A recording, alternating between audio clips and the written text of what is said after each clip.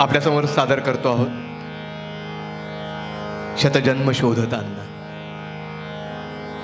भैरवीतली ही रचना गीतकार स्वातंत्र्यवीर विनायक दामोदर सावरकर, संगीतबद्ध केलेली आहे वझे बुवांनी आणि गायली आहे कित्येक जणांनी.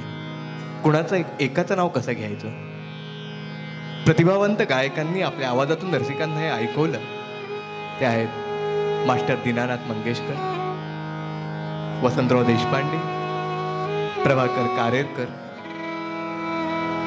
संन्यस्त खड्ग नाटकातलं हे पद. रसिक हो, काळं पाणी उपभोगून आल्यानंतर रत्नागिरीत स्थानबद्धतेत असताना स्वातंत्र्यवीरांनी संन्यस्त खड्ग हे नाटक लिहिलं. पु ल देशपांडे एका ठिकाणी म्हणतात, उत्कट भव्य ते घ्यावे, मिळमिळीत अवघेची टाकावे. हा समर्थांचा उपदेश सावरकरांइतका तंतोतंत आचरणात आणणारा क्वचितच कोणी आढळतो. त्यामुळे कल्पनेत देखील, कवितेत देखील ते कल्पनेची हिमशिखरं गाठतात. प्रियकर आणि प्रेयसीच्या मिलनाच्या प्रतीक्षा काळाबद्दल कविता लिहिताना ते म्हणतात, शतजन्म शोधताना शत आरती व्यर्थ झाल्या, शत सूर्य मालिकांच्या दीपावली विझाल्या. काळाचं किती विराट रूप स्वरूप त्यांनी 2 ओळीत उभं केलंय पहा. एका सूर्य मालिकेचे चित्र डोळ्यापुढे आणताना आपण थकून जाऊ, पण हा महाकवी शतसूर्य मालिकांच्या दीपावली विझाल्या असं सहज म्हणून जातो. इतकी प्रचंड प्रतिभा घेऊन आलेल्या या कवीला कोठडीत राहावं लागलं. पण त्यामुळेच कमला, सप्तर्षी, विरोधश्वास असल्या प्रतिभेची उत्तुंग शिखर दाखवून देणाऱ्या काव्यांची ती कोठडी ही जन्मस्थळ ठरली. आसावरी सादर करीत आहे भैरवी रागातील शतजन्म शोधताना.